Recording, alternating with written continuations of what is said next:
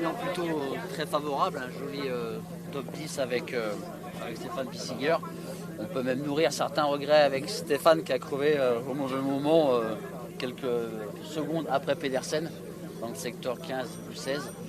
Voilà, donc c'est clair qu'à partir de là, la situation était assez claire, qu'on pouvait s'imaginer un autre scénario qu'une 7e place.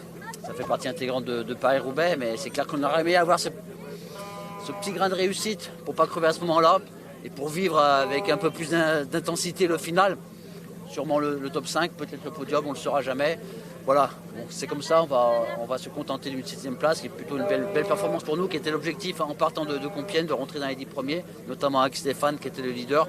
Donc la journée est plutôt réussie. On a vu un bon collectif pour le positionnement aussi dans les premiers secteurs pavés. Ça, c'est vraiment bon à retenir pour le futur, parce qu'on avait une équipe de jeunes aussi, ici avec Oscar Chamberlain, avec Rasmus Pedersen. Voilà, donc c'est vraiment, et Pierre Gautra. Donc ça, c'est vraiment encourageant pour la suite. Donc, satisfait pour la journée. Encore un petit regret, si je peux le rajouter, c'est Dries de Bondt qui arrive pour la 9e place et qui a pris la dérivation des voitures. Voilà, qui était tout seul derrière, qui aurait fait le 9e et qui a malheureusement pris la dérivation des bagnoles. Voilà, donc la journée, on sait que Paris-Roubaix, il y a beaucoup de complications. Mais non, honnêtement, non, pour nous, c'est plutôt une belle journée. Les consignes pour Stéphane Bissiger, c'était quoi? C'était justement, on avait mis une toute petite option sur l'échappée, mais c'était pas vraiment quelque chose que lui déjà voulait faire. C'était plutôt nous qui l'avons un peu poussé. Voilà, on savait qu'il y avait peut-être une opportunité, il ne l'a pas saisie et il n'y a pas eu de problème là-dessus. Et après, c'était simplement une question de placement, notamment à Veluy et la Trouée. On avait beaucoup d'appréhension pour les premiers secteurs pavés, parce qu'on avait tous l'image de l'année dernière où le peloton s'est vraiment morcelé de façon importante. Ça n'a pas été trop le cas cette année, mais on a fait un super placement malgré tout sur le premier secteur. Et après, c'était voilà, le placement à Veluy, on savait que ça c'était très important, et à la Trouée.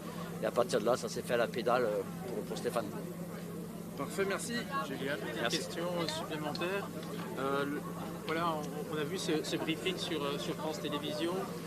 Le fait d'être voiture 23, est-ce que justement sur les premiers secteurs, ça s'est payé cash ou il y a eu de la chance à ce niveau-là? Non, on a eu assez de réussite sur les premiers secteurs, on n'a pas eu de problème. Après, c'est clair que c'est toujours très délicat, notamment au niveau de communication, parce que c'est très difficile de pouvoir communiquer avec les coureurs, parce qu'on se retrouve très très loin derrière.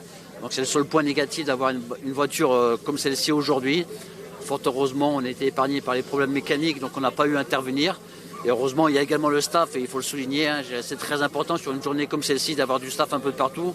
Et ce staff-là a pu dépanner Stéphane Bissiger, a pu dépanner Oliver Naesen lors des crevaisons. Donc c'était important, mais oui, effectivement, c'est jamais bien bon d'avoir une voiture aussi loin. Merci Julien.